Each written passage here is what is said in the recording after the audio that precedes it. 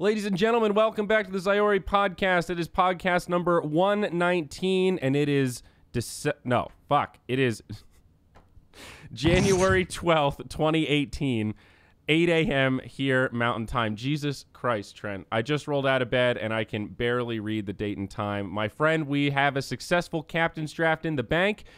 How are you feeling now that you're back home off the coattails of a successful Moonduck land? My boy. Feels good. I definitely didn't have as big of a hand in it as most people. I mean, a lot of the burden was carried by Nikki and Sons fan, and then you and Slacks/Pimp and Buka. Buka did a fuck ton of stuff too. Yeah. But I was always there for moral support, and someone has to cast the games. So hey, somebody's got to carry the panel, man. You are on. Right. You had a pretty good amount of shifts. I feel like most of the panels I hosted, you were on, probably like more than half or something. So that's good. Old Trent Pax getting a little bit of spotlight. Woo woo. You are still the only person I remember getting booed. So that's great. Yes, I was pretty proud of that, actually. That was a good moment. Yeah, after everything Slacks did, I still managed to make them boo with a horrific pun. That was the best part. We got away with so much bullshit up till that point. But they were just hungry for it, man. They were desperate. The Phil panel. Excellent. God, that Phil panel. That's going to go down in the history books. Was that 5K viewership increase during the Phil panel? Yeah, dude. I went back and watched Our audience is idiotic. It's pretty funny, actually. Like, a lot of it is we're kind of lucky that we have the audience that we have, but we've sort of developed this thing where people are excited to line up just to get roasted by us. You know, that opportunity to say something dumb and then have Slacks laugh at you is like a rite of passage almost. So that's a cool thing. I'm glad we've been able to get to that point that now, when in doubt, we can just call on our audience members and make fun of them, and we'll call it content. It's good stuff. Yeah, they were happy to fire a few back at Slacks too, but he took it all in stride. Did quite well. That was pretty funny. Yeah. Overall, I felt really good about our panels. I feel like all of our, honestly, not even just the panels, but all of our content. This is like one of the big things for Lance for me is I want that feeling where I never want to leave the monitor, you know? Yeah. And I haven't had that in a long time.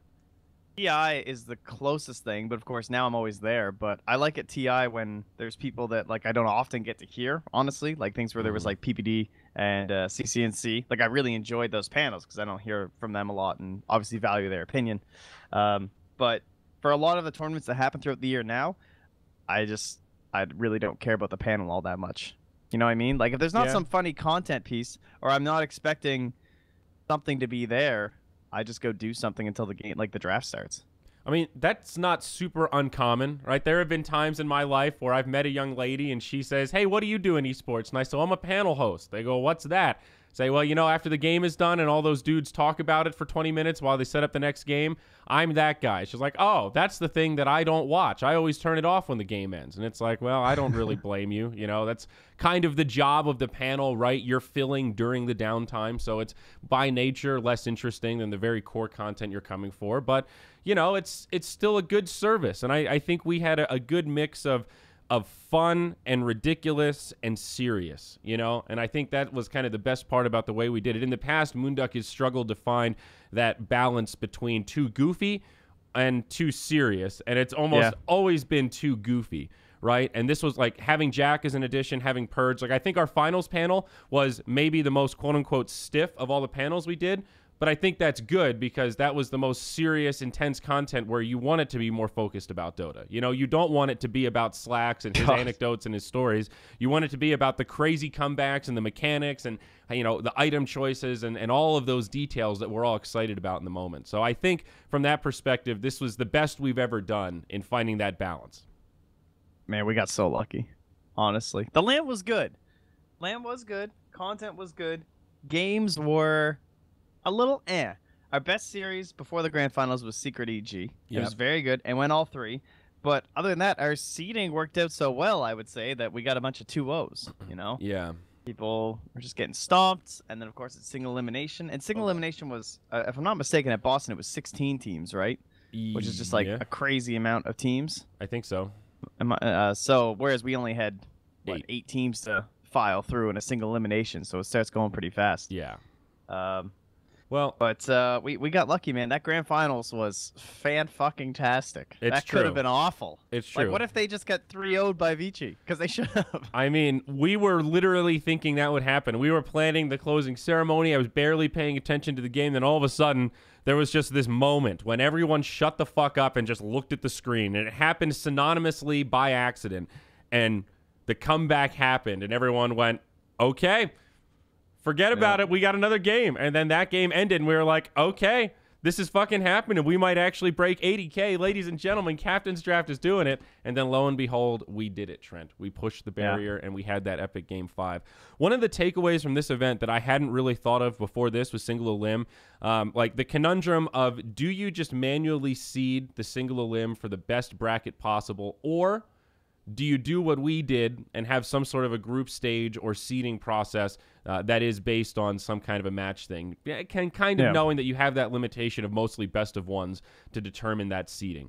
So I think you can make arguments on both sides, but I hadn't even really considered just straight up seeding the bracket because that felt sort of like, it should be more objective. It's too hands-on. Yeah. However, I think there is merit to it. You know, there is some merit to not having EG secret in that first round matchup, like guaranteeing that your top 4 teams are at least spread out to not be getting eliminated first round. You know, I think that's sort of a fair argument. When it's single elim, you sort of want to guarantee those semifinals are not going to be, 2-0 relative blowouts.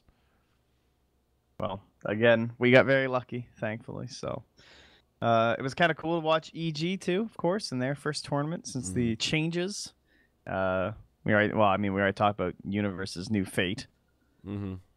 Somewhere in the depths of sea, he shall emerge, as everyone on Twitter is saying. Actually, well, we'll get into that, I'm sure, a little bit later. It'll be like the last time when something came out in the middle of our podcast. It'll be like that. But yeah. No, I'm glad we did the group stage thing. Honestly, like, it feels weird because you just want to seed them and get that nice little bracket going for all the viewers and everything. But I'm sure the teams would probably appreciate that stuff. Yeah, a little bit of chances to mix things up in the bottom level. I'm sure on the other half of the bracket, you're very happy that EG just went out. That's true. Right? They're just gone. They're like, sick. Thank you, Secret. That's true. Yeah, it was a disappointing event for NA Dota. That's for sure. That's the one thing that was a little bit disappointing, given that it was an NA LAN, both teams going out in that first round. But it's how it goes. EG really put Secret to the brink, so I think that speaks to EG's current form. Secret went on to win it. And EG really had a good series against them. It was just unfortunate it came early on. I think doing the group stage the way we did also worked out because we really needed that first day to be at the hotel. When we were originally drawing out the specs for the event, we were all really skeptical about doing the first day just at the hotel. We wanted it to be a 4-day LAN, but as we started sorting through the logistics, it just made more and more sense because it's way easier to have 2 streams running at the same time. You can have 2 different broadcast areas in the hotel. Players or teams already have their practice rooms in the hotel, so it's very easy to just let them play from their practice rooms, and it's kind of a solved solution. You don't have to have everything set up in the venue. And on top of that, you need that time to set up the venue, right? We had a production crew working that entire time purely in the venue while we were responsible for that stream that was happening from the hotel on Thursday, the day 1. So it took them a good 36 hours to get all of that stage set up, all of the player areas set up, all of the lighting, all the sound.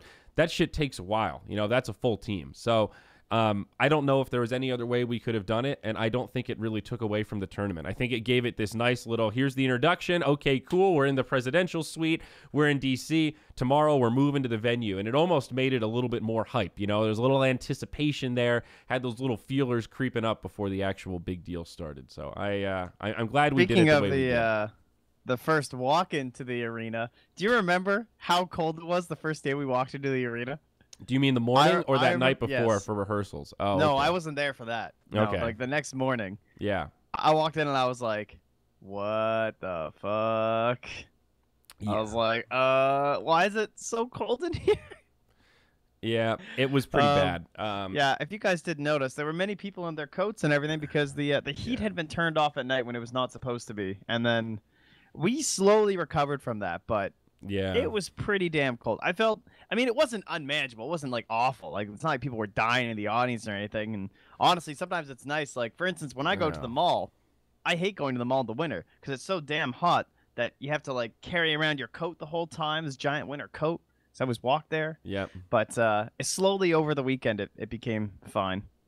It got a lot better, and they brought in more heaters. I think as more people, like, you know, executives and sponsors and important people showed up at the event that had some control, said, guys, the hell's going on here? Why is it so cold? This is, you know, not acceptable. People are going to start getting uncomfortable and saying bad stuff about us unless we fix this. So, you know, to the credit of the venue and everyone that was in charge, they brought in heaters. They took the proper precautions to keep the heat on overnight.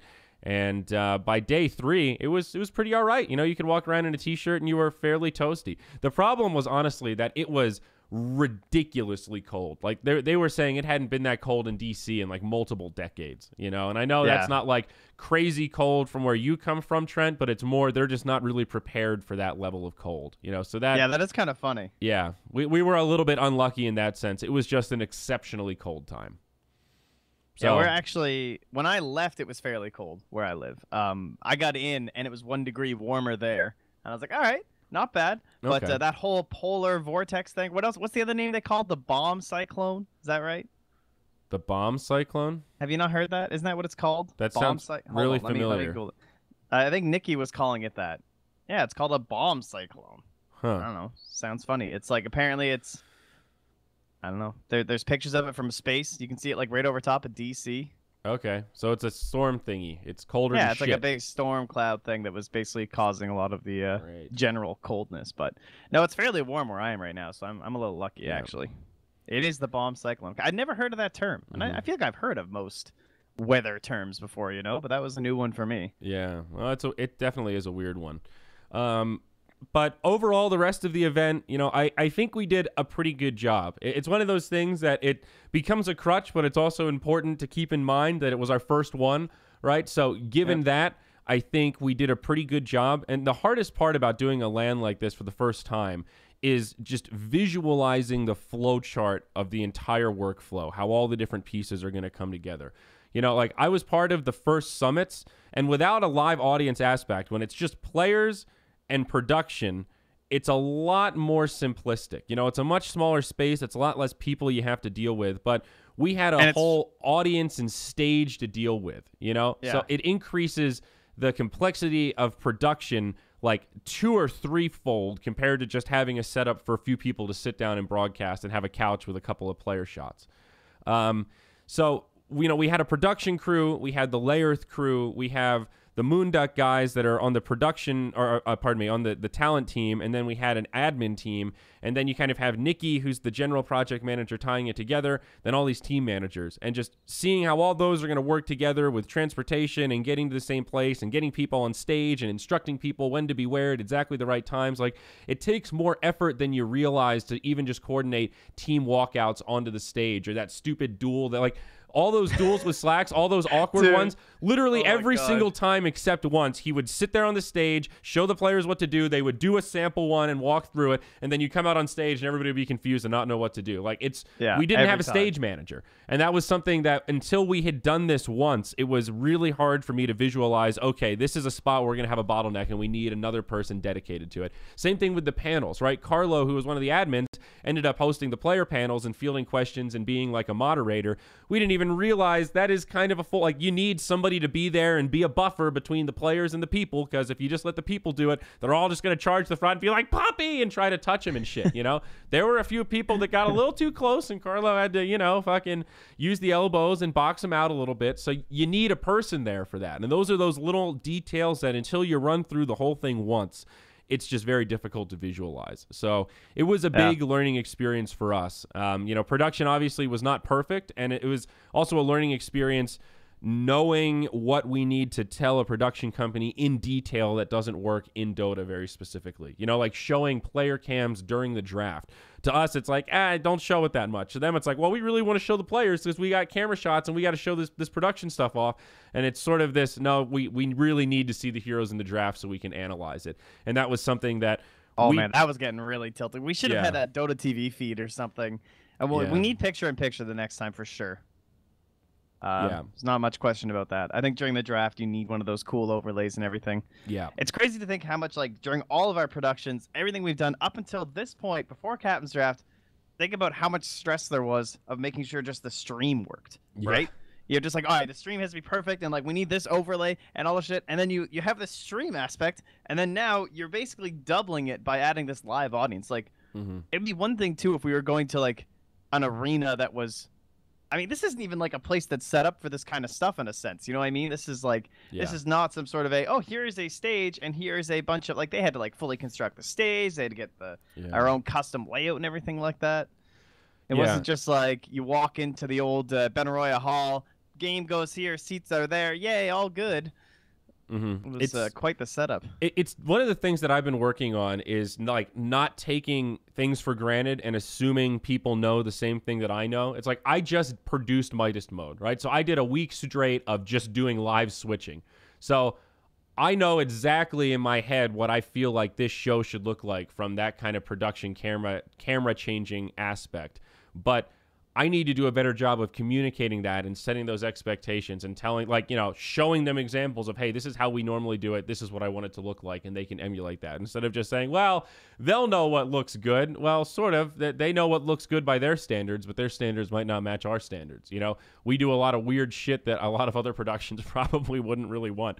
You know, like, for example, at the end, Slack singing that song, part of that bit was supposed to be a wide angle camera shot showing the max exodus of people leaving the venue because of his singing. But production was sort of trying to hide that people were leaving because they couldn't really tell if it was like a joke or if it was intentionally bad or like it's not humor that they understand. So they're showing these really tight crowd shots of the few idiots that are still sticking around, like waiting for signatures, just getting blasted by this Slack song. And that's another minor miscommunication of, like, if it were JJ who was actually controlling the cameras, he would have known that, okay, we're going to show the audience because this is a joke. And it's like, you know, that kind of full meta put down humor that we really like, but for they were like trying the opposite. They were like trying to dodge the empty chairs. Exactly. So it's just, you know, those are those kind of small things that we all get it because we're moonducky and we're kind of retarded, but most people aren't just going to assume that that's the way we want to do things. So for me, that was one of the biggest takeaways, was just taking more of a commanding role. You know, I'm a little bit spoiled, right? I go to an event like Dream League and I can just show up and I can be the host and they're like listening and they know and they understand the memes and they're on the pulse with Dota. And as soon as I say a player name, they've got a scorecard ready. This wasn't quite the same thing. So it was learning to tie all those loose ends together. But my oh me, man, it's crazy how it just kind of comes together.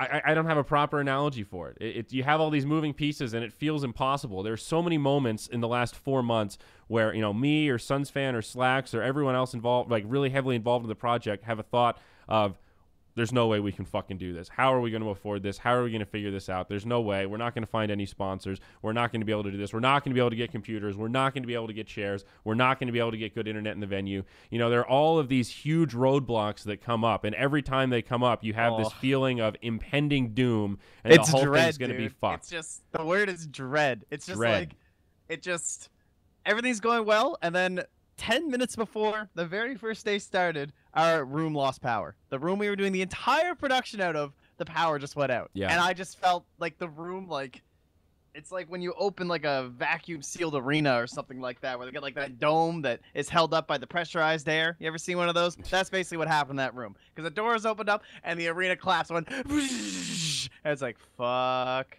me, are you serious? Yeah, dude. And that was, and then we're like literally running around, plugging lights in different places, guys coming in, hitting the fuse boxes, and then 10 minutes later, okay, everyone, welcome to Captain's Draft 4. Yep. As if nothing happened. It was ridiculous. It was one of those times where front end versus back end. The back end, everyone's going fucking ape shit. There's paper. It's like one of those old stock rooms. Sell, buy. Papers are flying. Everyone's freaking out, chugging Red Bulls. And then the show just started and there were no other hiccups. And JJ just nailed it. And we had Layerth production and it was Suns Fan, Cinder, and casting. We had pretty hype games. And it was a lot of fun. I really enjoyed day one. It was a little bit stressful. I fell asleep during game 4. But outside of that, I had a grand old time. And it's just insane that it all kind of came together. It ended. We went to the venue, had rehearsals, came back. And, you know, even though we had the fill panel and people were saying like, oh, there are all these delays and this and that, because of the 2-0s, we never really technically had any delays. You know, we never got off schedule. We never got to that point of like, well, it's going to be a late night, boys. Like, we're going to have to pay overage fees on everything. We ended at like 8 o'clock every night, right on schedule, no problem. So we did get a little bit lucky. Our schedule was, you know, relatively easy. 3 best of 3s gives you a lot of flexibility. And I'm glad we did that. We considered formats with 4 BO3s per day, and I was one of the loud voices hard against of like, listen, 4 BO3s per day is possible, but if there are any issues, any bumps, this shit goes on for fucking ever. And if you have 3 of those 4 series go 3 games, it's going to be a 13 or 14-hour day, and that shit is fucking brutal. I've been there, and I fucking hate it. I do not want to do that if I don't have to. I like the 10-hour days, dude. A good 10-hour day, it feels good. You're home in time for The Simpsons. It's great shit. That's right. Home by 5 p.m. That used to be when The Simpsons started for me on CBC. In fact, I remember on 9/11, I was pissed off that The Simpsons weren't on. Would have been 10. I wanted to watch The Simpsons. I was upset. CBC was showing news instead.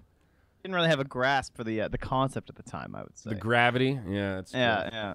That's definitely true. The other thing was the day before we're starting. It wasn't even the day before. It was like, well, I mean, it was, but it was like 12 hours, right? It was like before everyone's going to bed to start the very first day. We didn't even know if we were going to have 2 streams from the hotel. Mm-hmm.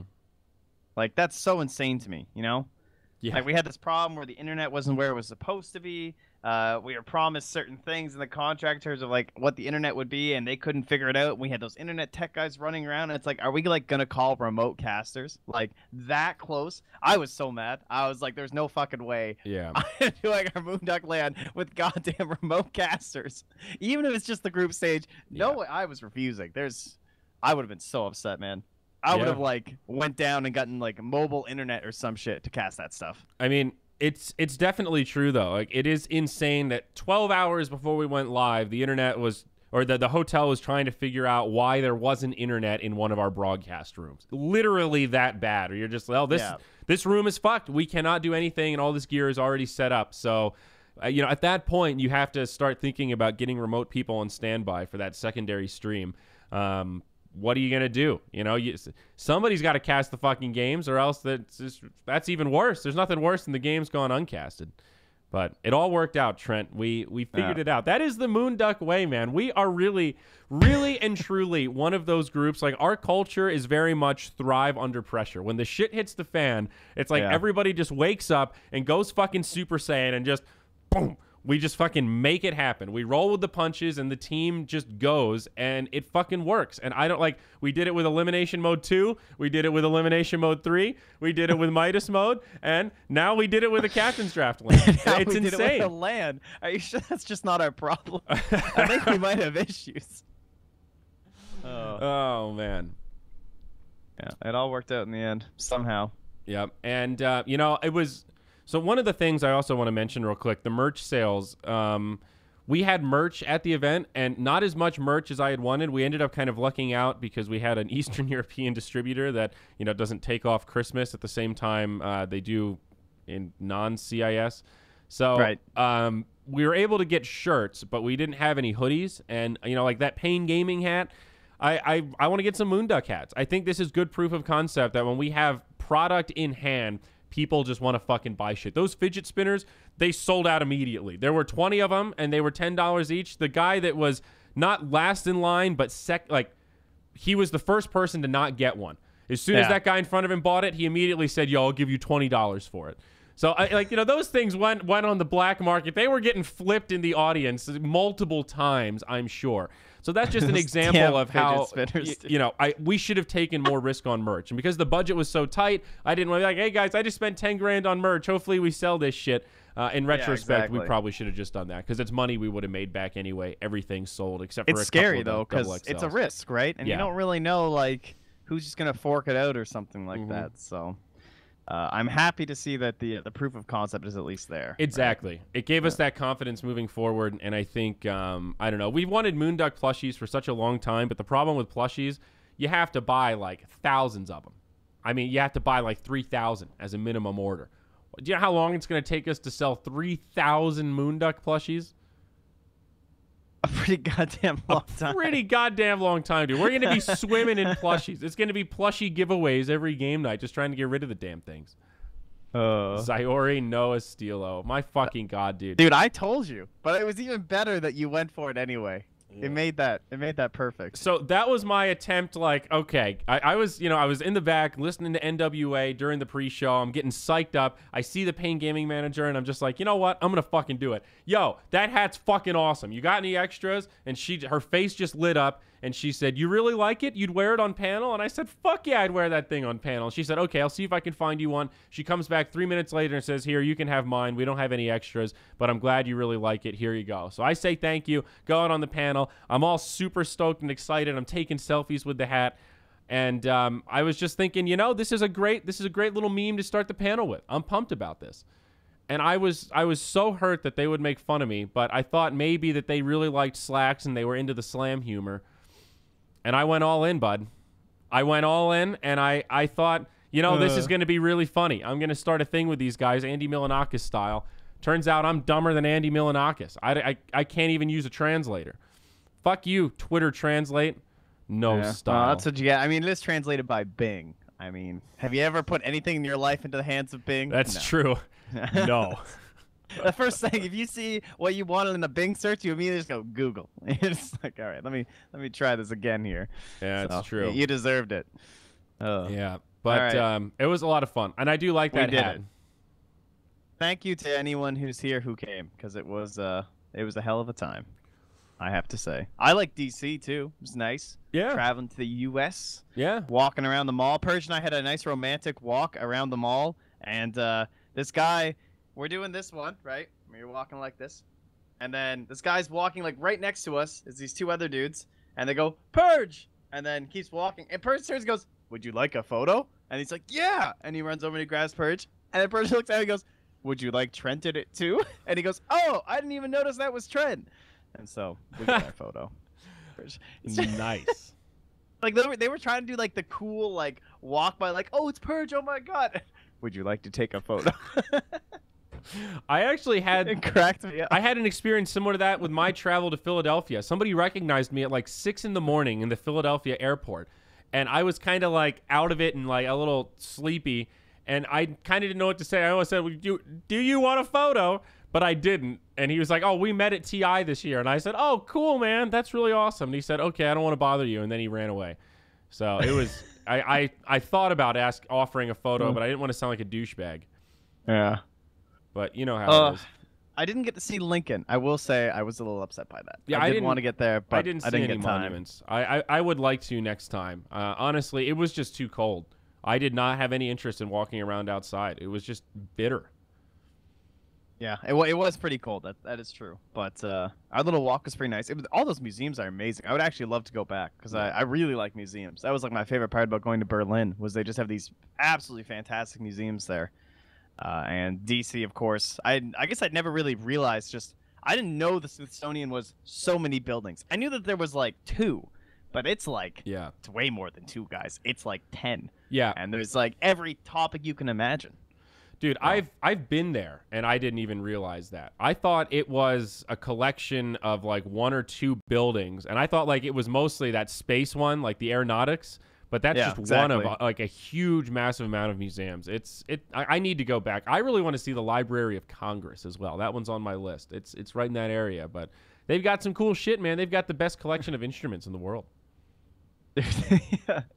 And I hadn't seen the content pieces that were made before I'd gotten there. All those Goodfellow pieces were so funny. You like those? And Mod is that ghost. There's the last one was. I'm glad it ended on the last one because they got pretty painful when Mod's just like, "My wife." He just says "my wife" like 10 times while Slacks smiles and goes, "40% of the monument is underground." Yeah, the last one is where they pushed it completely over the edge. I loved the. That's an airplane. Yeah. What is that, metal goose or something? That was good. They were quite enjoyable. What the drunk histories? Yeah, were also quite good. I enjoyed the drunk histories. I thought they were a lot of fun. It was a good way to kind of simulate the drunk history thing by just having them read something like a short amount of time on Wikipedia so they can kind of get the gist of it, but not really. What is the real drunk history? I've never heard of it before. Oh, it's a TV show, and they usually get comedians or historians or whoever, and they just get hammered, so they get kind of like sloppy drunk, and then they tell a historical tale or whatever, and they reenact it in that same way where when they say something goofy, the actors mouth it out, and it's really on point, you know. And then he said, "Wait a minute, I don't remember what he said. You said this, you know." And they make funny faces and shit to make it humorous. It's on Comedy Central, I think. No, I've never heard of it before, actually. All right, well, get to Googling, my friend. Get to Googling. Well, everyone was like, oh, it's drunk history. But yeah. Any other thoughts on CD4, man? We just talked about Captain's Draft for half an hour. Can you fucking believe it? Well, I mean, we just had I could talk about it for another, like, 6 hours, honestly. I mean, crazy. It's a land, man. Yeah. It's a good feeling. It's endless. If you guys haven't been to a land, you got to go, man. It's just, they're the best. I know it's hard to get to them, especially if you're in NA, but... like some of those EU lands that are coming up, you know, maybe plan to, see if I can do this. Katowice, is that right? Katowice, yeah, Katowice, is that right? I've never heard of it something before. Like that. That's you get like credit for trying if you say it that way. Yeah, I think they get mad if you say it the other way. But like, if you're anywhere in EU and you can make that happen, just make it happen. Like, it's worth it. Yeah. Trent's not lying. There is like a certain electricity that's in the air. I used to feel like esports for me was this. You know that scene at the beginning of Dogma where they talk about religion being this cup of water that kind of goes up and down, and as you get older, the glass gets bigger? I feel the same way about esports, and all the time that I spend at home in front of my computer reading you fucking assholes in Twitch chat and reading Reddit comments, I just get angrier and more sinister and just like, why am I doing this? Fuck, I don't make enough money. And then you go to an event and you meet people that are really enthusiastic, and you feel that crowd who's fucking cheering when people make big plays and they're clapping for your jokes, and you sign some signatures, and then you get a fat payday and you come home and you're just busting with vigor, and you're like, this is why I fucking do it. I want to update my portfolio. I want to do a podcast. I want to tweet to all my fans. I fucking love it. And then you have one bad cast because you're hungover and everybody blasts you for being a retard, and you go, Jesus, why do I do this? And that cycle just repeats forever. And as you get older, that glass gets bigger and events don't give you that same vigor anymore, but still, I get those sensations. I get those tingles. When you see those comebacks and the crowd is just like, oh my God, he did it. There's nothing replaces it, dude. It's just like being at a sports game and your home team scoring that goal in overtime. It's the same kind of feeling. And it was, I don't know, that's how I was explaining it at the bar crawl. The bar crawl was very good. A lot of people came out, but it's the recharge, man. That is what the bar crawl was like. It was like, just the whole land is a recharge, but like the bar crawl especially, because you're just there. And all these people are coming up to you. And, of course, they're all very nice because they're in person. And they're telling you how much they love Moonduck, how much they love you. And they're like, oh, you guys are so great. Oh, I loved it when you guys did this. Oh, this was, like, the funniest thing I'd ever seen. All that stuff. It just feels, like, so good. Because as content creators, we don't get that, like, online. You don't have that same interaction. You think about being, like a musician or, like, a comedian or something like that. Those are obviously extremely difficult tasks, but they have a lot of interaction with their fan base. They see them all the time. They get the cheers. They maybe like see them backstage. They're being ushered out to the car, and everyone's just like, "Oh my God, ah!" But you don't have that at all online. Like, there's nothing like that. You just get like the "fuck you, idiot," and then the stream closes. So it's nice to just get so much positivity, like completely centralized like that. Yeah, I feel the same way. I understand how bar crawls and those kind of events can be very draining for talent and players, especially the really popular talent, like the Slacks level people where everybody wants to meet him and you just get mobbed when you go to something like that. I get how that isn't objective fun, but for someone like me, it's exactly what you just described. You get to talk to people that are really engaged, and people come up and say, hey, man, I love your podcast. I've listened to the last 50 episodes. Or like, you know, they say something specific about a point that you made. And it's like, it's cool when someone comes up and actually remembered a specific statement enough and cared enough to come out and meet you and be like, hey, man, have you heard of this cryptocurrency? I think it's going to be the next big one. Like, dude, thanks for watching my shit. You're awesome. You're one of those crazy people, and I love you. It's I don't know. That really fills me up. I also just love a live audience, man. If I have some Red Bull, some alcohol, and a group of people that want to listen to me tell stories, Jesus fucking Christ, dude, I can talk for hours. Like, I'll just keep going.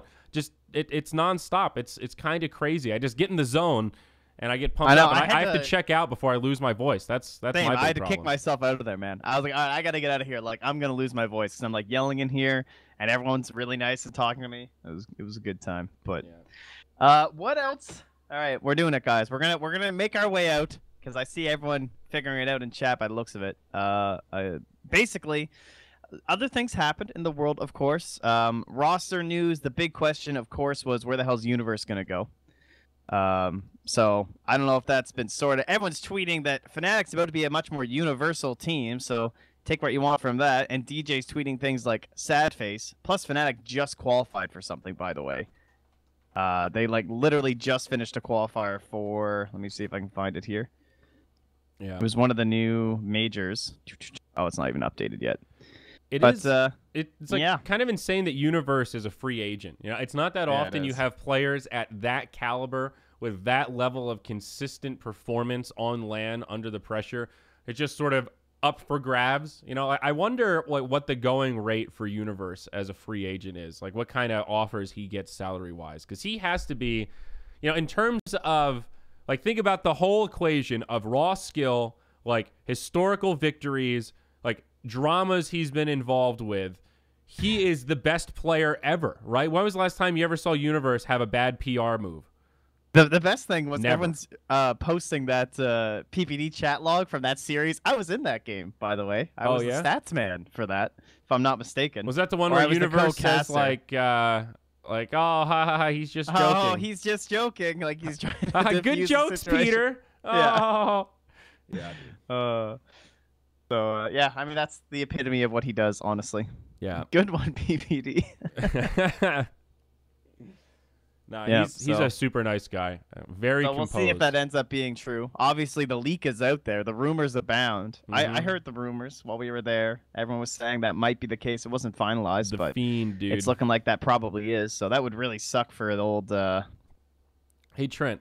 Can I ask you about South American Dota, speaking of roster changes? Because they're always changing rosters. They don't give a shit. It's hard to even know who's on which team. What do you think about South America, right? Do you think a year from now, South America is going to be looking like, is it going to follow the same path? Are you trying to get me to buy another South American team? No, is that what's I'm about not. To happen right now? I'm genuinely curious because we watched Pain Gaming get kind of slaughtered, right? They looked sort of okay-ish, but not really. They fucking first picked a Drow Ranger. I don't know what the hell that's about. I don't think that is ever objectively good to first pick a Drow. What do you think? Like, C used to be this joke region, and then there was a lot more support there, right? A lot more events, and it became that region that was included in a lot of areas. Like, Beyond the Summit started having C qualifiers for one of their tournaments. It definitely helped the region, and C is now stronger than ever. We've seen some C teams make some money. We've seen some C teams do some unexpected runs and bring some upsets. Do you think South America over the next year or year and a half will follow a similar trajectory and go from where it is now, which is not that great, to a state of, okay, we should expect at least a couple South American teams to get past the first round in a couple of these tournaments? Is that unrealistic?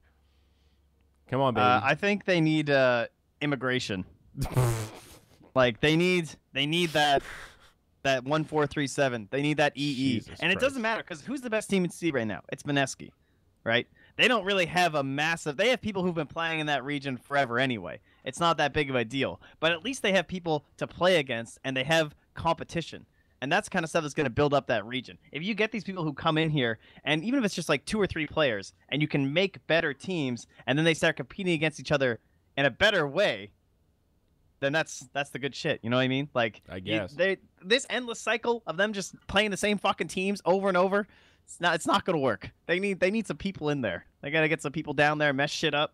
Okay. Of course, better so what you're saying would also be good. Is some new team orgs need to show up in South America? Is that what you're saying? Not even team orgs. I need maybe, but if like Alliance just fucking moved to SA, all 5 of them, Insania, Loda, all those motherfuckers just went down to South America and started playing qualifiers. The whole region's gonna be a lot better because those guys are gonna be like, who the fuck are these guys?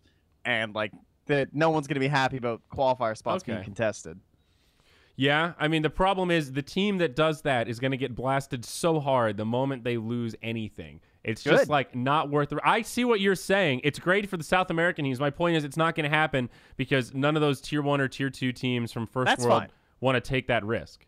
We just need individuals, right? We just need people who can't get on a good team in NA or can't get on a good team in EU. Like think about like Chappie. He just like went to SC. He's like, all right, CIS isn't working out too well for me. I'm out of here. Not that the C experiment worked too well for him, at least not yet. But we need people like that. And there are problems though. Nobody wants to move to SA. I've heard Peru is actually quite nice to live in. Apparently, a lot of the guys who went to Peru for that land were like, "Damn, I could see myself working out here." Really, considering the money and everything like that, the difference in how much you're spending, you can get yourself a nice place. Ah, the exchange rate. Okay, so what is what currency do they have there? I have no idea. What's the ratio of Bitcoin to local currency? Maybe this is the team that we need to. Oh, sponsored by Litecoin. We're gonna buy a Peruvian team. Is that what I'm hearing? Yep. Apparently, the Peru currency is a sol. Oh. Yeah, I don't know, man. Which is 1/3 of a US dollar. That's not that bad for Peru. Oh wow, it used to be 0.4 back in 2013, and then they have dropped a little down to 0.3. Rough times for Peru. I don't know, man. I want to believe. How great was it that the food truck outside was Peruvian brothers? I know, right?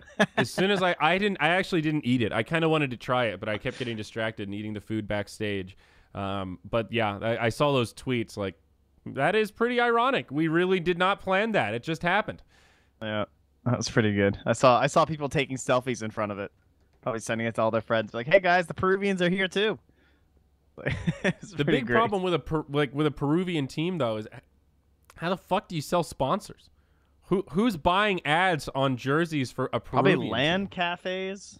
LAN cafes? Somehow I'm looking towards my world map as if this is somehow gonna help me by looking at like I can't think of any. Why? I mean, I guess if you had a Peruvian team that moved up to actually like tier 1 or 1.5. Like a team that was consistently making semifinals or making like top fours. You don't have to necessarily win tournaments, but be kind of like an ad finem, but of now. You could get some of those global sponsors. You could get a GG Bet or an MSI, maybe a Razer. All right, guys, what do we do? Who are the sponsors? Look at it. Figure it out. Oh, wait. Do I have it turned right? Oh, there we go. You can see a little bit better. Hey, look. That's South America. That's South America. You guys are welcome.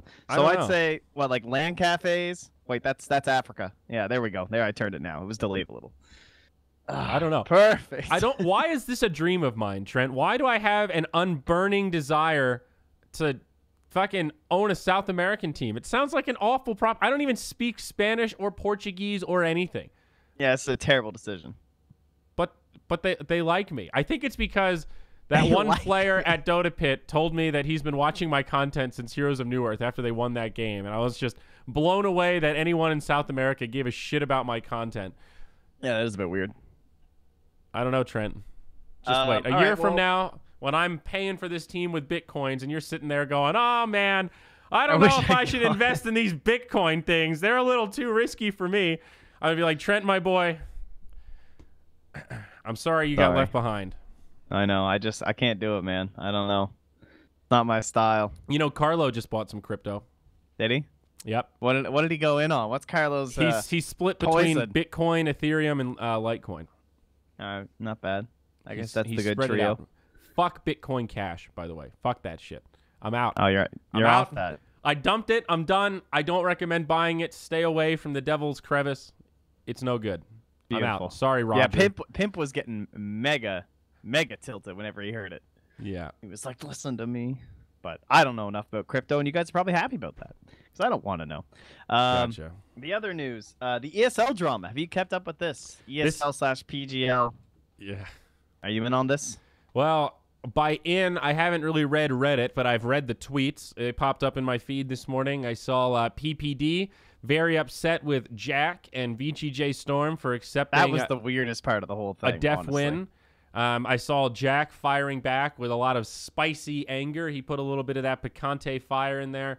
I don't know, dude. I think it was Hotbid that tweeted something like, a couple months ago, Reddit is siding with the thank God tournaments are making a hard line and DQing people. And now it's like, fuck these tournaments. They're just DQing people.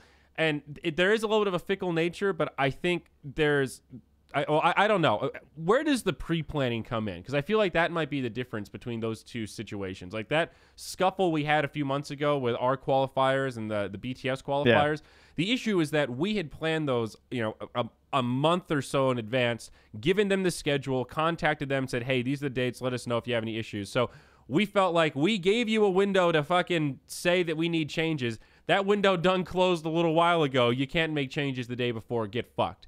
That's a little bit different than just saying, like, here's our schedule, everybody else eat shit. And if every tournament, or it's sort of like not quite a prisoner's dilemma, but it's similar. It's like where every tournament organizer wants to be the big guy that is like, well, we're not going to be pushed around and let you reschedule your games if no one else is going to do it. But nobody wants to be the first one to do it and look like an asshole. So you can't be too loose, but you can't be too tough. And remember, it's worth reiterating, we rescheduled a fuckload of qualifier games. It came to a point at the end where we couldn't reschedule anymore because of our Midas mode schedule and talent were leaving. But up until that point, we had been as flexible as possible with teams. You never want to DQ people. And it sounds like in some of these situations, they probably could have utilized reserve time. I mean, all of our DQs, there was like a good 45-minute window for a best. Well, the other thing it's a pretty fucking long time. For ESL, they've flown in talent for these qualifiers. Like, they have brought Shane and Brax. They've brought Skim and Drag & Drop. And then, of course, Gary's already there. And then they also brought in eSkills and Lacoste. Have all been flown in just for these qualifiers. So they are not looking to cancel any games at all. But the thing is, they also have that same problem of like, okay, well, we can't just move this to 2 days from now. Like, I have talent here. I have people sitting here. I have a bracket that needs to move forward. I need to finish this whole thing before these people just leave. And then you're going to be like, oh, why don't tournaments have good production value? It's because we don't just have like, all right, Trent, well, if any games get scheduled over the next 6 hours, you're going to be doing them. I can't tell you how many games there are because we don't really know what's going to happen.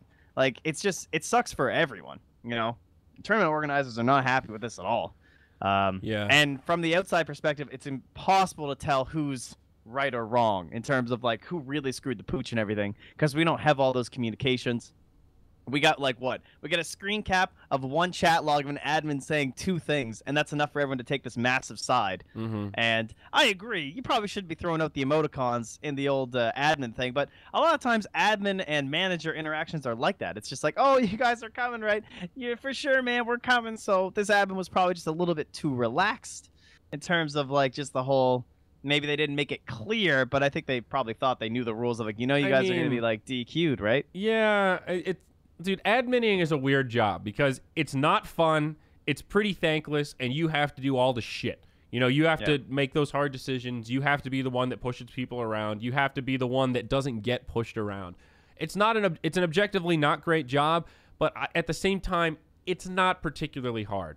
And we have come across a lot of really dipshit admins in our day, and I see why players are a little bit triggered when it's like, okay, this is a really big tournament that we're qualifying for, and this admin is not really taking this shit seriously.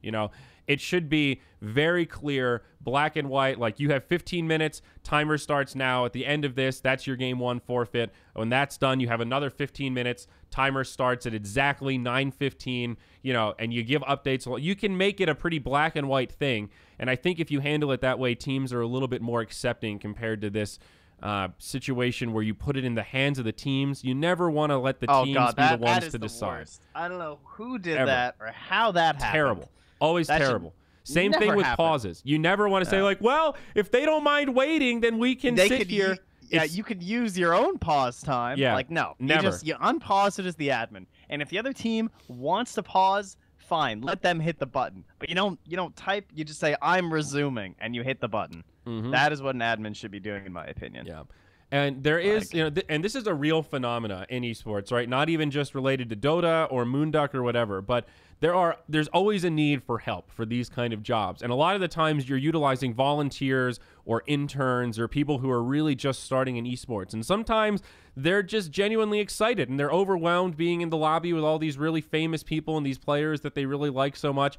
And it's sometimes hard to separate out all of that noise. Like, for us, it's been so long, it's easy to just be cold and straightforward. But for somebody who's just starting, it's a really exciting experience. And sometimes that clouds judgment a little bit. And, you kind of see the best in players. And you're like, oh, okay, they're coming. Don't worry. And you really, it needs to be a hard line. You're not here to be fucking friends with the players. I don't care if you're friendly with the manager. It's not your fucking job to be sending them winky emoticons and, jerking off and making horse faces. It's your job to be reciting the rules and making decisions. Faces. I mean, come on. That's our studio's main problem. I know. Making horse faces. And it's especially, and it's, you got, if this is Midas mode, sure, fuck around. Okay, we're talking about $60,000. We're talking about qualifiers for $1 million tournament. There's a lot of shit on the line. You don't want there to be any gray area in terms of how are we DQing somebody or how are these rules being interpreted. But I digress. I don't really know the ins and outs of this situation, like you said. It's a little bit of a shit stick. I think maybe this is dangerous to say, but I think the dialogue might be a little bit clouded because we hear mostly the vocal players and not the other side of it as much. I think for a lot of these tournament orgs, the play is kind of like, let's just hands off. The PR move is not to engage too hard, maybe apologize if we need to, and just let this whole thing fizzle out. People will forget about this stuff once the actual tournament starts. So who knows? And we probably won't get a huge amount of closure. A lot of it will probably happen behind closed doors and stuff. Has it been totally resolved? What's the? Both of the disqualifications are standing. Okay. So they're both DQ'd. Well, there you go. As I'm aware. Someone can correct me if that's incorrect, but I believe they upheld both. I will say, my biggest takeaway from this whole drama, and what I would actually say, is I fucking love PPD. I am so glad we have someone like PPD. Honestly, you guys can get mad. You guys can hate him. That's cool. That's his fucking job. Do you know how boring our scene would be without people like PPD? Like, he's exciting. He's funny. Yeah. He is an asshole, and he tweets like an asshole. But fuck me if he's not hilarious. He creates this drama. Do you know how hyped up I was for that VGJ versus Optic game, dude? Like, you don't think PPD's doing that shit on purpose when it's 2 hours before the game and he randomly attacks Jack's team for no reason? Yeah.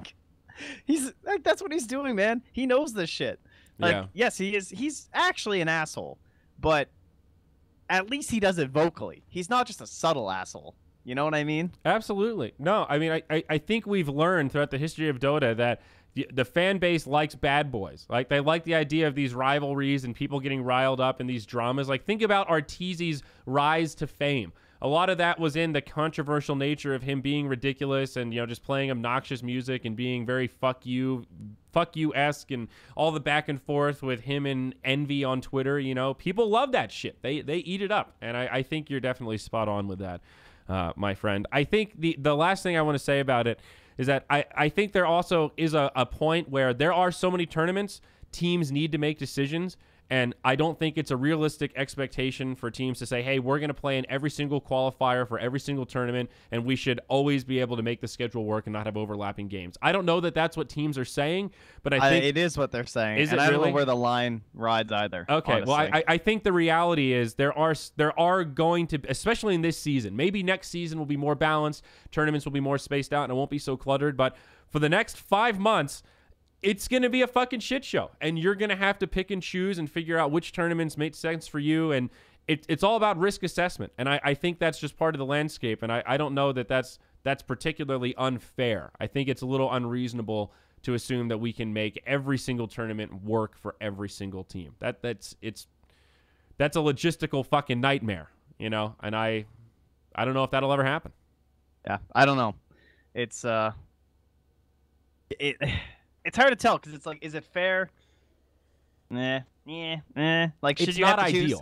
It's not ideal, and the problem lies in like, what if you are a team who made that decision of like, okay, we are just gonna focus on this qualifier. They're at the same time, so we're just gonna do the PGL one. We're not gonna focus on the ESL one, and then your match comes up for the PGL one, and you're like, all right, guys, well, there's a team who's still playing in ESL, so we're gonna have to wait for them. And you're like, no, fuck that. Like we scheduled ourselves so we'd be here for our game. Like, where's the team? Well, they're not coming. Okay, well, I guess we forfeit win. And what do you do as an organizer in that situation? Because that's essentially what happened to them as ESL. It's like, okay, well, we see them playing in Dota TV. However, their opponents are here. They've been waiting for 45 minutes, well, 35 minutes at that point. And according to the rules, the other team has lost. So what do you do? I agree there should have been better communication where someone should have said, hey, you guys are in like a group stage thing. You should probably leave that PGL thing and get over here to ESL. But that didn't happen. Yeah. I think it also helps, and this is an area where I really don't know, but I think communication ahead of time makes a big difference. If tournament orgs, like for us, we made our schedule about a month ahead of time, as early as possible, say, hey guys, this is an outline. We're happy to make changes, but this is why we're getting it out there now so that we can try to talk about this before stuff gets locked in. And I don't know with these events how much lead time there was, but maybe that's why the scheduling is so tight. If all of them around the same time were kind of like, okay, Christmas is over, now we're all just going to schedule our qualifiers in the first 2 weeks of January, and teams have very little lead time to make those schedules work, that really sucks. That's a shitty feeling when you feel like, hey, we actually had time to play all of these, and there was room in the schedule. We just didn't have enough time to sort that out, and nobody was flexible. That is frustrating, and that is an area where I can feel for the players. Like, that fucking sucks. You have to make hard decisions because tournament organizers don't want to work together to make a schedule, and that just feels shitty. And that is worth complaining about, right? As people are saying in chat, it's good to be vocal. Plus, fucking, I think they're referring to, PPD, I guess. Let me just say, I'm not saying PPD is the gold standard. And I agree, he definitely attacked Jack for no reason, but I don't think he's actually maliciously attacking Jack. Yeah, to me, Jack's it looks pretty obvious. Boy. Jack can handle it. I'm sure Jack is fully aware that what the fuck does his team have to do with anything? A team can't accept a forfeit. This is just him creating this whole idea. Now, mind you, he does go over the line. I definitely agree with that. But I love how PPD, in a sense, at least speaks, because the rest of the scene is just silent, dude. Mm-hmm. I love people like PPD. Sorry, all right, everyone's getting a little tilted. I agree. He went too far. I don't want to. All right. We'll leave PPD alone. No, I see what you mean though. It's all part of it. I think the TLDR of what you're saying is it's not just unchecked rage. It's he's aware, tactically doing this shit. He knows what he's doing. He's aware of the effect that it has, and like the timing is kind of suspect, and it's like you said. The Bants, dude. I'm sure Jack's okay. I don't know. Yeah, Jack's fine. Jack's tough. He's okay. Yeah. But, no, I agree. You don't have to be such an asshole about it. He was definitely an asshole about it. I don't encourage anyone to act that hard. But at least it's better than total silence, in my opinion. But yeah, we'll see. Now, what I'll say is there's a handy calendar. If you guys haven't seen it, I'll put it in the chat. This is open to everyone. And it just says when qualifiers are. So, when I look, there are no qualifiers the 13th, the 14th, the 15th, the 16th, the 17th, the 18th. So, I don't know what the deal is there. What up with that? Maybe that the schedule's not accurate and there are going to be more games tomorrow. But to me, that giant window, obviously people have to fly for stuff. So, take away the first, 4 days or something before, let's say, Genting. Mm-hmm. What's going on next week? Could no one do anything there? Yeah, I don't know. Those are questions that I don't know the answer to. Yeah, maybe there's some qualifiers not listed here, but at least from my perspective, what the fuck? Why are we even arguing about this? Yeah. So I don't know. I think it oscillates, right? Because we had a similar issue when I was at BTS, that time period of DDoS, right? When a lot of players were getting DDoS during matches, and there were these really long pauses, and games were getting postponed and canceled. And a lot of it was for bets, so they would cancel bets or close bets and all this kind of stuff. And at the end of it, we realized we had to draw the hard line at we have to DQ them because we can't tell the difference between somebody pulling their plug and saying, hey, I don't know what's going on, my internet doesn't work, and somebody legitimately getting DDoSed. And that's not to say any player would actually do that, but because we can't prove it, it just becomes this abusable thing, and you have to kind of take a hard line. So that instilled this whole wave of tournaments to be super harsh and strict with players, and then there comes a point where something like this happens and people go, holy fuck, what are we doing? We need to have a better system. Then everybody tries to work together and it's a little bit better for a while. Then somebody gets pushed around too much and we have, the whole thing just swings back and forth. And I think we've seen this over the last few years quite a bit. And I think this is just an inflection point where we're swinging back the other way. Hopefully, I don't know, this is growing pains, I guess, in terms of the new scene. Hopefully it's going to get a little bit better. It is crazy how we just have lands, qualifiers, lands, qualifiers. And that's how we started. And now we're not really there. It feels like it's more like land 1 week qualifier, land qualifier, which is just making it even more chaotic than it was before. Because it used to be everyone would just chop up the month, do all their qualifiers, but now we're getting to a point where the lands are happening all the time. So it's understandable that there's going to be collisions, but it obviously could have been handled better. Yeah, it's a pretty wild time for the scene, especially with so many events now changing around and minors and majors, losing their status and whatnot. I guess we didn't really get to talk about the Galaxy Battles major since that happened, Yes. kind of in between our last few podcasts. We can talk about that real quick, of course. For those of you kind of living under a rock, the major that is starting very soon, right? Isn't it starting like tonight or tomorrow or some shit? Galaxy Battles no longer is a major. Yeah, I don't know when it's starting. Valve revoked the status. A lot of it is because it's in the Philippines and they have mandatory drug testing for athletes. That was a big part of why, at least publicly. Who knows what really happened, but it's a big blow for that tournament. A lot of teams have dropped out now. Galaxy Battles released one of the worst PR statements I think I've ever seen, basically saying, we're trying to push esports forward. Hey, Valve, I don't know. It was a little bit of a fuck you to Valve, it sounded like. Like, we're going to do a tournament anyway. We care about the future of esports. We want to have standards in drug testing. And I don't know. When somebody can explain to me how fucking THC is a performance enhancer when it comes to video games, you let me know. Let me know when you can find a conclusive study on that one. As that's what they're testing for, THC and methamphetamine. So some of course, the very well-known enhancers of video games. Fucking retarded. It's, and that's not to say like doping isn't a thing in esports. And as esports becomes more serious and mainstream, there will become more standards for, performance enhancing drugs and all that kind of stuff. It's a conversation worth having, but sort of ramrodding it in this kind of a manner, I don't think is really taking a step in the right direction. So I get it. And it's just a shitty situation that, it was announced so late in the game. That I don't think that is this a new policy in the Philippines. I think they've been doing this for I don't know. I don't know how new apparently all this is, but it basically has to do with like their like some sort of a board, some sort of like esports is now being elevated to a different status, ergo it has to fall under these different things. So stuff like that. So, and of course, the Philippines is, I think the whole conversation is clouded by the Philippines having a particularly hard line on recreational drug use. They are a deadly one, in fact. Yeah, they're very unique. I can't think of any other country in the world that has the same, like the president has just a general, like, hey, if you see a drug dealer, fucking shoot him, and it's okay. That's crazy. It's been like that in that area in some places, right? Like Vietnam and stuff like that, but it's not to the point where the guy literally says, hey, anyone feel like being a vigilante?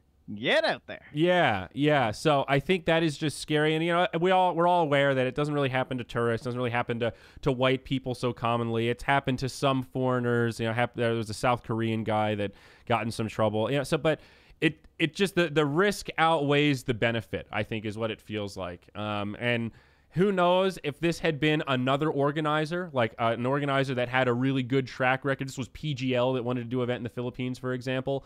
Maybe this would have been a different situation, but who knows, right? The fact that it's Galaxy Battles and there is all of this cloud around them and all of these failed events in the past and all of this kind of shadiness and weird PR shit. I don't know. It's kind of insane to go to the Wikipedia page and see how many teams have dropped. They've lost 9 teams. I heard they're going to do an 8-team tournament now. So they're going to play 8 teams in a double elimination bracket. So the only team missing is whoever's going to be playing EG in the first round. That's the only team missing. It's going to be TNC, Team Spirit, Infamous, VGJ, Thunder. That's the Chinese team. EG versus Blank, and OG versus Pain Gaming. But it's not full OG. I think No Tail and S4 aren't going. That's correct. And Kezu and fucking Matt will be standing in. So it's going to be a weird event. And I'm definitely disappointed. I said on podcasts prior, I didn't want that tournament to be a disaster. I want major or minor tournaments to go well. And it's a shitty thing for the circuit overall. It's not good press for our scene for a major to have its status revoked. That's definitely not great. But in the end, I think it was probably the right decision. I've got no beef. You know how they didn't have that, what do you call it, permit for the last tournament they did, and that's what got canceled? Yeah, there was some meeting with that board or whatever, and they were strongly hinting that tournament still hasn't applied for a permit. Really? For Galaxy Battles. Wow. Yeah, it's in this was 3 days ago. Well, that's great. Yeah, so obviously they'll probably pay, but Wow. So yeah, they don't have it together still. A disaster. But, you know, it's one of those things, like, I don't wish ill on them, but at the same time, if there were ever a time when I felt like karma was more of a real thing, I don't know, dude. This is really, really it. Those guys are... Whew. I'm glad we called that one, dude. We sniped it. Yeah, you got out there ahead of that one. These guys are assholes. Hey, guys, prediction. They're a bunch of assholes. Just watch. I just feel bad for the journalists that got caught up in the mix that posted all that bullshit about the pyramid schemes. That sucks. But, oh, yeah. Then they have to, like, put an apology out and all that shit? Yeah. Some of them Classic. did. Master Ramen did. I saw it on his Facebook. That's right. Yeah. That was pretty funny. All right, so last topic here, Trent, before we wrap this daddy up. There's more. One more. Can we talk about Overwatch League just a little bit? Because we have talked a lot of shit about Overwatch on this podcast, and it's finally happened. Really have, actually. All right, so you watch any of it? I watched a little bit of it. I saw the viewer count. I saw it peaked over 400K on the English stream. On the first day? Over 300K? Maybe it was over 400. It was 350 I saw it peak at personally when I watched a fair amount. I think it was 420 across all languages. So viewership out of the gate, definitely good. I think that it was definitely inflated day one. I think it will go down. Did you see how much it was day two? No, how much was it day two? It was like 205 or something. I think it might have peaked at like 250. All right. Well, that's still pretty good. I think it'll hold six figures for a while, but it's going to slow trickle. You know, there is a lot of early hype of everybody wants to see this thing. A lot of people wondering if it's going to be a disaster. A lot of eyes just on Overwatch League in general. Huge amount of money. It was pretty much as expected. Trent PM'd me about it, and the conversation we had, I think, about sums it up. Production value was great. Talent was great. Everything was good. The game is still unwatchably difficult to enjoy. That's the problem. Honestly, I want to love it. Everyone's acting like I'm a fucking hater. Stop being such negative Dota-only assholes. That is the last thing I want to do. Do you not think that, like, NFL teams are investing millions of dollars into this? Yeah. We want this to succeed. This would be a good thing for everyone. Do you think Overwatch is going to take away from the fucking Dota crowd? God, no. No one gives a shit. You know what I mean? Like, we just want esports with more money coming in, producing more content, and making shit. But it is the production, fantastic. The stage, best thing I've ever fucking seen in esports. That stage is so cool. The team wins. Their whole color goes over the whole thing. It looks awesome. All the casters are great. They've shelled out. You know, shelled out, I guess. Sorry, not chilled out. That's the exact opposite of what I wanted. Yeah. We got like Monte Cristo's there. They got that guy from Semler, right? From CSGO. They poached him. They got Bren, our boy. Our boy Bren. I saw him on the desk. Yeah. The thing that I don't get is I don't understand how people give a shit about any of the teams. Like, yeah, go Seoul. It's just like, go Dynasty. I'm like, dude, there's no region locks. There's Koreans on like every team. It's like, who gives a shit that this is the Philadelphia team? What difference does it make? They're not Philadelphia players. It's not...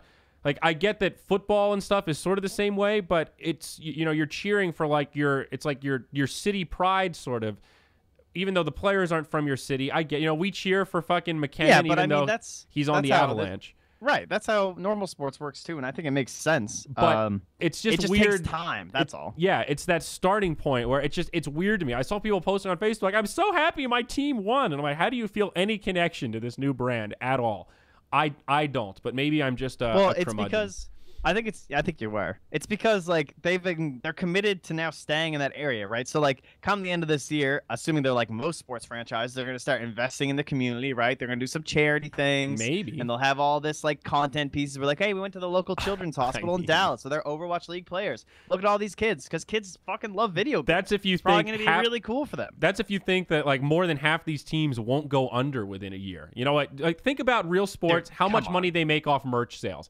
How many merch sales are the Philadelphia Librarians jerseys, dude? Have you seen these in-game jerseys? Oh, that's fucking money. That's literally free money. There's no manufacturing costs on that shit, dude. Yeah, that's someone at Blizzard draws it up and goes to the little eye drop thing in their paint, and they go, all right, now it's red. No. What I'm saying is I think it's going to be like MLS in America, right? You're going to have a couple of teams like the LA Galaxy and whoever the second best team is that everyone's just like, oh, go Galaxy. I love this one team. And you can't name another fucking team in the entire league. Like 80% of the league is barely breaking even. The only reason they exist is because there's some rich dude's son that just wanted a project because he broke his leg playing soccer 15 years ago. So he's living vicariously through the Philadelphia Union. That's it, dude. None of the teams are making any fucking money except the LA Galaxy. It's going to be the same fucking thing. The LA team, the South Korean team, and I don't know, the London team or something are going to do well. And I bet half of them are going to be struggling to make back that $30 million investment or whatever the fuck they put into it.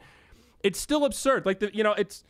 You can't force an esport. I remember having this same conversation with people talking about Halo that they were playing on the fucking what's it called, the Xbox, with the goddamn auto aim. You sound like you're 80. Yeah, dude. MLG in 2011, 2012. It's an esport. Look, we're having tournaments. It's like, dude, the developer can fucking throw money at this all day. That's not what makes it an organic esport. That's not what makes it competitive. You can't just start playing Heroes of the Storm and be like, we're gonna have $1 million tournament. This game's all of a sudden got a really high skill cap. It fucking doesn't. If you're using a controller, you're a shittier FPS player than somebody using a mouse and keyboard. I'm sorry. That's why Counter-Strike is actually a competitive game and fucking Halo isn't. I'm actually shocked how that's still a thing, honestly. I don't know. It feels weird. Like, I guess because it is just different, but it's weird for me to even watch an esport that is a controller. I don't know. Dude. I assume we all feel that way, but like, you can I feel like see I'm more the connected auto to aim. controllers Give me than a most fucking people. break.